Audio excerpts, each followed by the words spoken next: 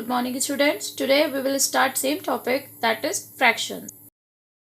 Question number first, which is greater in following pairs? तो यहाँ पर क्या है कि पेयर गिवन है फ्रैक्शंस का, इनमें से ये बताना है कि कौन सा बड़ा है. तो इसके लिए कुछ रूल्स होते हैं. तो सबसे पहला रूल ये है कि अगर हमें ग्रेटर नंबर पता करना है और हमारे पास फ्रैक्शंस है और जिसमें फ्रैक्शंस में डिनोमिनेटर सेम है, तो जैसे यहाँ पर क्वेश्चन है 3/16 और 9/16, तो यहाँ पे डिनोमिनेटर सेम है.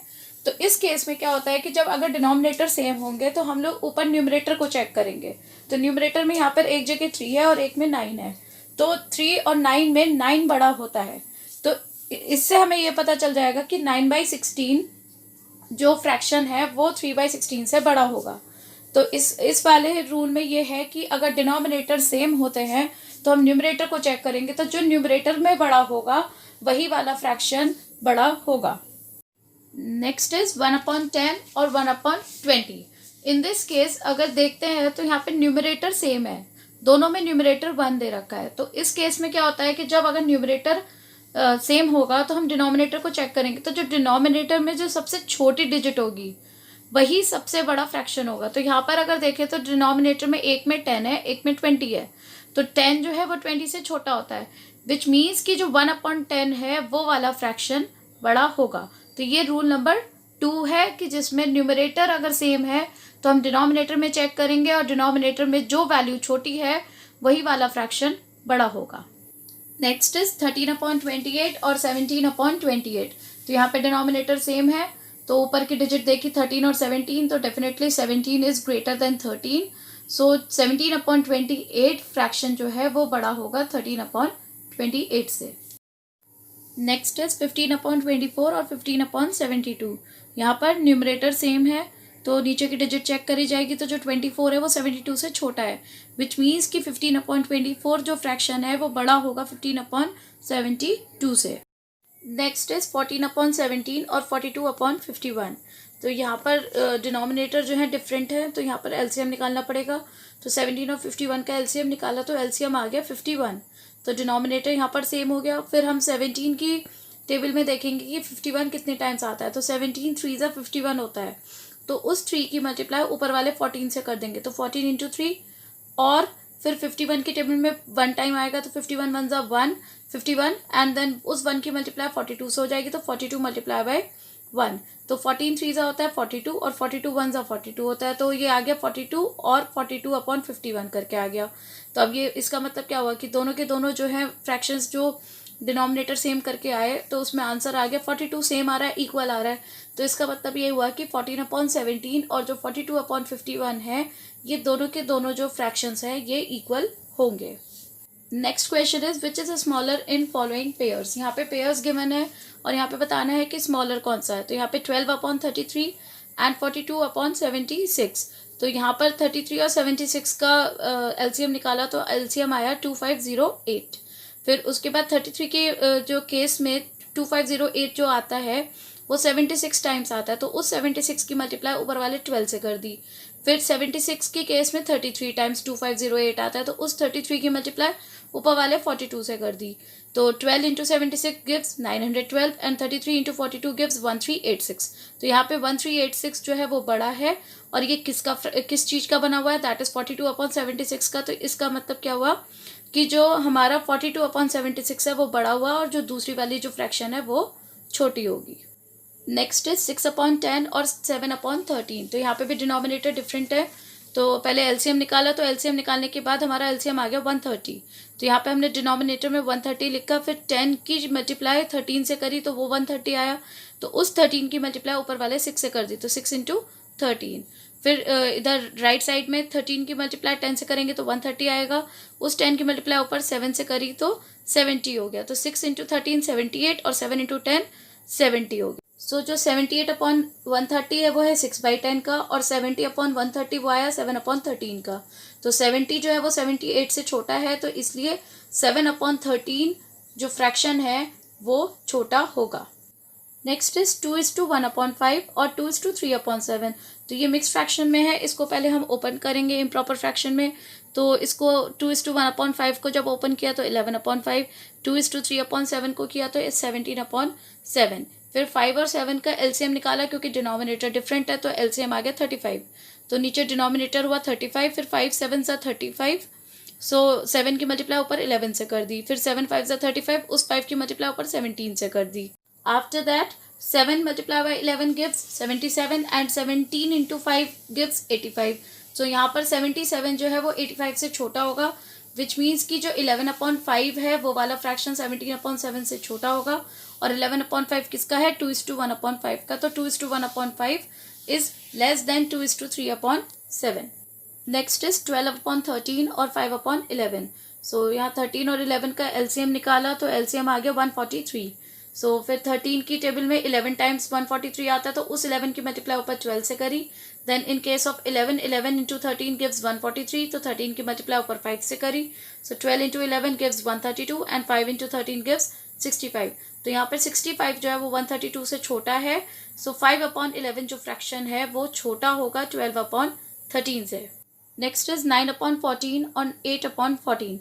तो यहाँ पे डिनोमिनेटर सेम है, तो डेफिनेटली 8/14 वाला जो फ्रैक्शन है वो ही छोटा होगा 9/14 से। नेक्स्ट इज 3:2/7 और 1:5/12। तो इसको जब आप ओपन किया तो ये आ गया 23/7 और 17/12। फिर 7 और 12 का एलसीएम निकाला, तो एलसीएम निकालने के बाद एलसीएम आ गया 84।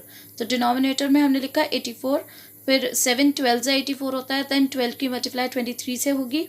देन इन केस ऑफ 12 12 7 से 84 होता है, तो उस 7 की मल्टीप्लाई ऊपर 17 से होगी। तो 23 multiply by 12 gives 276 and 17 multiply by 7 gives 119। सो 119 जो है वो 276 से छोटा है, विच मीन्स कि 1:5/12 फ्रैक्शन जो है वो छोटा होगा 3:2/7 से। Now let us start with addition of fractions. तो यहाँ पर 9/16 प्लस 1/16, तो यहाँ पर डिनोमिनेटर सेम है, तो जो डिनोमिनेटर अगर सेम है तो ये तो सेम उतर जाएगा नीचे जो डिनोमिनेटर है। बट अगर डिनोमिनेटर सेम होता है तो उस केस में जब एडिशन आती है तो हमारे जो ऊपर के डिजिट्स होते हैं वो डायरेक्ट ऐड हो जाते हैं, और जो नीचे का डिनोमिनेटर रहता है वो सेम लिखा जाता है। तो जैसे यहाँ पे नीचे जो 16 है वो तो 16 लिखा जाएगा नीचे डिनोमिनेटर में, और ऊपर जो 9 + 1 है वो ऐड हो जाएगा, तो 9 + 1 गिव्स 10। तो मेरा फ्रैक्शन बन गया 10/16, और 10/16 जो है दोनों के दोनों डिजिट जो है एक डिजिट से कट सकता है, दैट इज 2। तो मेरा जो फ्रैक्शन है वो आ गया 5/8। ये वाली जो एडिशन है ये पॉसिबल तभी होती है जब डिनोमिनेटर सेम होता है। जब डिनोमिनेटर सेम होगा तभी हम ऊपर की डायरेक्ट एडिशन करके और नीचे का डिनोमिनेटर सेम रखते हैं। Next 2/7 plus 2/7। तो यहाँ पे डिनोमिनेटर सेम है तो ऊपर के डिजिट्स ऐड हो जाएंगे और नीचे 7 सेम रहेगा, तो 2 + 2 गिव्स 4/7। ये मेरा फ्रैक्शन आ गया। Next 2/9 plus 5/9। डिनोमिनेटर सेम है तो ऊपर के डिजिट ऐड हो जाएंगे, दैट इज 2 + 5 7/9।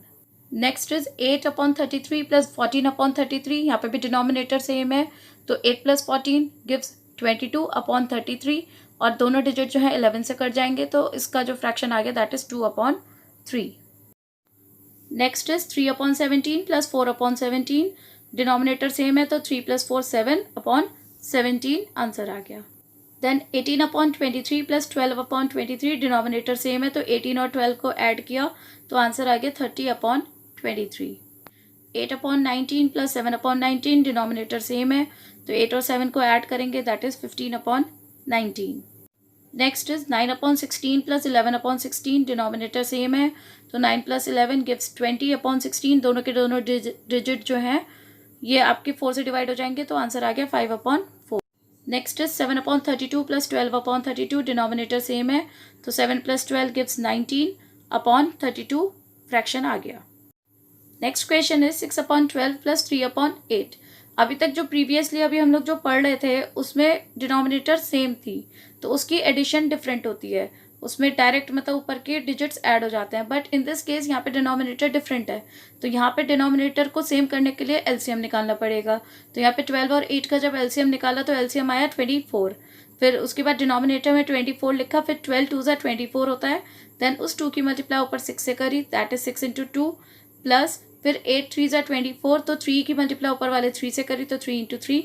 तो जब ये इसको सॉल्व किया हमने तो 6 × 2 12 प्लस 3 3 = 9/24। तो 12 + 9 गिव्स 21/24, और ये दोनों ही डिजिट जो है 3 से डिवाइड हो सकती हैं, तो ये आंसर आ जाएगा 7/8। 3/7 प्लस 7/9, फिर 7 और 9 की एलसीएम निकाली तो 63 आया, डिनोमिनेटर में 63 लिखा, 7 9 था 63, उस 9 की मल्टीप्लाई ऊपर 3 से करी तो 3 × 9 प्लस फिर 9 7 जा 63, तो उस 7 की मल्टीप्लाई ऊपर 7 से करी तो 7 × 7, इसको जब सॉल्व किया तो 3 9 जा 27 प्लस 7 7 जा 49 अपॉन 63, फिर 27 और 49 को जब ऐड किया that is 76 upon 63। Next is 2/17 plus 5/51, यहाँ पे डिनोमिनेटर डिफरेंट है तो इसको सॉल्व किया और उसके बाद एलसीएम आया 51, डिनोमिनेटर में 51 लिखा तो 17 3 जा 51, उस 3 की मल्टीप्लाई ऊपर 2 से करी तो 2 × 3, फिर 51 1 जा 51, उस 1 की मल्टीप्लाई ऊपर 5 से करी तो 5 × 1, फिर इसको जब सॉल्व किया तो 2 3 जा 6 प्लस 5 1 जा 5 upon 51, 6 plus 5 gives 11 upon 51। Next is 4/11 plus 2/3, यहाँ पे 11 और 3 का एलसीएम निकाला तो एलसीएम आ गया 33, डिनोमिनेटर में 33 लिखा, देन 11 3 जा 33, उस 3 की मल्टीप्लाई ऊपर 4 से करी तो 4 × 3 आ गया, प्लस फिर 11 जा 33, तो उस 11 की मल्टीप्लाई ऊपर 2 से करी तो 2 × 11, फिर इसको जब सॉल्व किया तो 4 3 जा 12 प्लस 2 × 11 इज 22/33, इसको जब सॉल्व किया तो 34/30। नेक्स्ट इज 2/5 प्लस 4/15, 5 और 15 का एलसीएम लिया तो एलसीएम आ गया 15, डिनोमिनेटर में 15 लिया तो 5 3 जा 15 एंड उस 3 की मल्टीप्लाई 2 से करी तो 2 × 3, फिर 15 1 जा 15, 1 की मल्टीप्लाई 4 से करी तो 4 × 1, तो इसको जब सॉल्व किया तो 2 3 जा 6 प्लस 4/15, तो आंसर आ गया 10/15। दोनों के दोनों डिजिट जो है वो 5 से डिवाइड हो जाएंगे तो 2/3 आंसर। नेक्स्ट इज 7/12 प्लस 5/16, यहाँ पे 12 और 16 का जब एलसीएम निकाला तो एलसीएम आया 48, डिनोमिनेटर में लिखा 48, तो 12 4 जा 48, उस 4 की मल्टीप्लाई ऊपर 7 से करी, फिर 16 3 जा 48, तो उस 3 की मल्टीप्लाई ऊपर 5 से करी तो 7 4 जा 28 प्लस 3 5 जा 15 अपॉन 48, और 28 और प्लस 15 किया तो 43, और पूरा जो फ्रैक्शन आ गया that is 43/48। I hope you understand the concept of addition of fractions. Thank you so much.